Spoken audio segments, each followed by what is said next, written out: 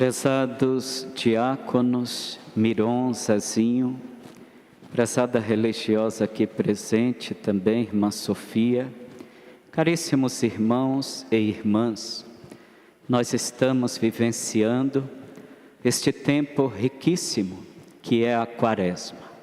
Aqui nós nos preparamos para celebrar a Páscoa da Ressurreição, este acontecimento fundante da nossa fé cristã. Celebramos a ressurreição de Cristo a cada domingo.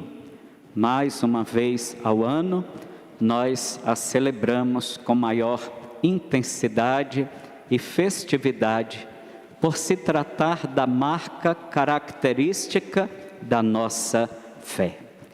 Assim, nós somos convidados a nos preparar para este momento. A Quaresma, ela nos propõe um itinerário que deve ser marcado pela oração, pela caridade e pelo jejum.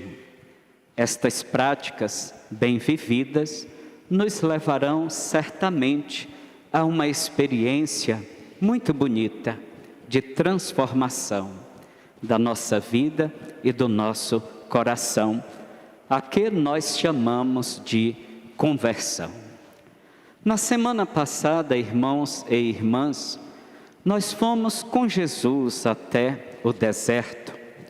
Ali nós contemplamos as suas tentações, como também nós fomos convidados a pensar nas nossas próprias tentações. Nos sentimos estimulados por Jesus para vencer as tentações e para dizer não ao tentador, que de muitos modos e de muitas maneiras ele vem para atormentar a nossa vida e fazer o rompimento da nossa ligação com Deus. Hoje, Jesus, ele nos convida, nos leva até o alto de uma montanha, onde ele foi rezar.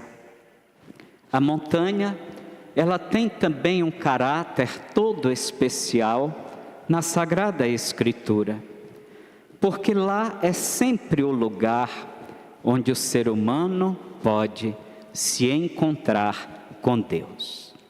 Na montanha sagrada, o ser humano é convidado a fazer uma experiência de oração, de intimidade com Deus. É convidado, sobretudo, a adentrar no mistério de Deus que o abraça fortemente. Foi esta experiência que não apenas Jesus, mas também os seus discípulos que foram com ele, Pedro, Tiago e João, fizeram naquele dia tão especial que nós chamamos de transfiguração do Senhor. Antes de falar da transfiguração, nós precisamos falar, refletir, para fazer esta experiência da oração. Meus irmãos e minhas irmãs, sobretudo no Evangelho de Lucas, nós vamos encontrar constantemente a pessoa de Jesus nesta atitude profunda da oração.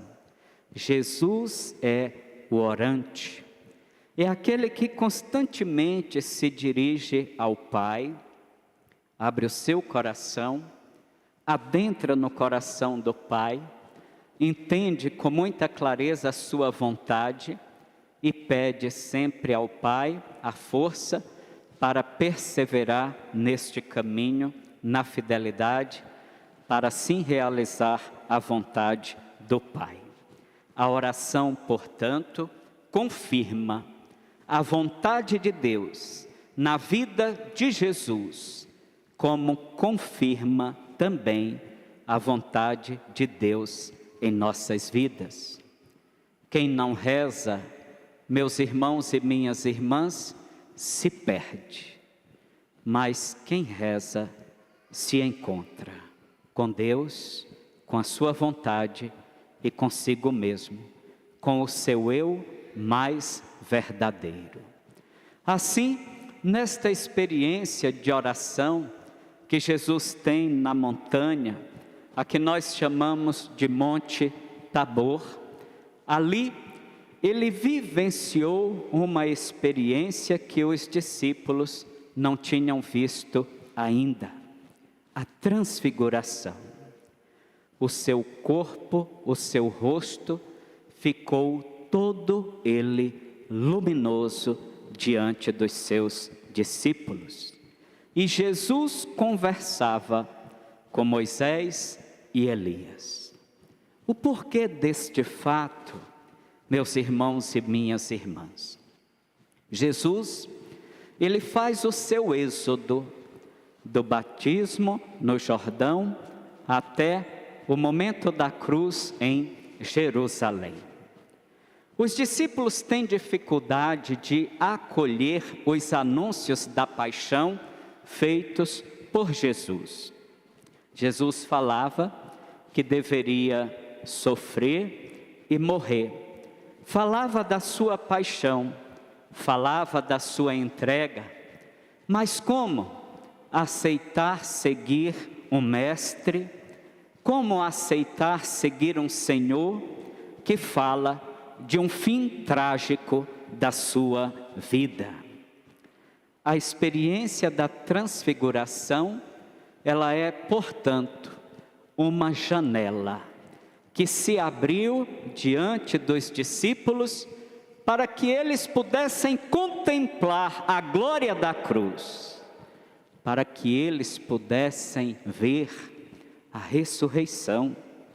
A transfiguração é, portanto, um ver a ressurreição de Jesus. Tudo não terminará com a morte, mas tudo terá uma palavra definitiva de Deus, o Pai, que é a confirmação pela fidelidade do Filho. Esta confirmação da fidelidade é a ressurreição, a vida nova de Jesus. Aqui nós aprendemos duas experiências para a nossa vida. Primeiro, que nós precisamos rezar. Nós precisamos de um tabor na nossa vida cristã. Nós precisamos de um momento de silêncio, de reflexão. Nós precisamos de um momento para escutar a voz de Deus. Nós precisamos de um momento para escutar a voz de Jesus, como recomenda o Pai do céu para todos nós neste dia. E nós só escutaremos se formos capazes de fazer silêncio. Talvez nós não tenhamos um tabor tão belo como na Terra Santa para subirmos e lá fazermos a experiência da presença ou a experiência de quem entra no mistério de Deus. Mas o tabor pode ser aqui, neste templo, onde nós nos dirigimos a cada semana. O tabor pode ser na nossa casa, naquele cantinho de oração que nós constituímos, onde lá nós silenciamos o nosso coração e todos os nossos aparelhos para falar com Deus, para escutar a sua voz. O tabor pode ser também um dia quando nós tivermos coragem de parar, nos retirar do ambiente onde nós estamos para fazer um retiro, para fazer uma pequena experiência de oração e de intimidade com Deus.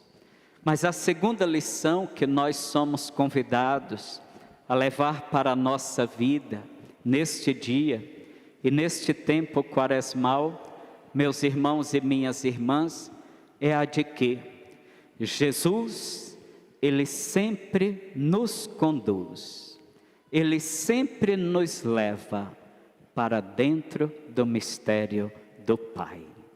Subir o monte com os seus discípulos foi levá-los para dentro do mistério.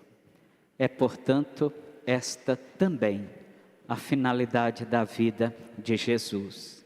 E quem caminha com Jesus sempre entra no mistério de Deus. Não tenhamos medo, como Deus nos abraça em seu mistério e como Deus nos envolve, como nós ouvimos no texto, onde Pedro ficou tão assustado que não sabia sequer o que falar, o que dizer. O mistério de Deus, ele pode causar duas experiências em nós. Pode causar uma tranquilidade, uma satisfação, mas pode também assustar a nossa vida. Pois quando nós entramos no mistério de Deus, nós não sabemos os caminhos por onde Ele quer nos levar. Resta então confiar, porque a fé, como nós escutamos na primeira leitura, é sempre um ato de confiança em Deus, nosso Pai. Louvado seja o nosso Senhor Jesus Cristo. Para sempre seja louvado.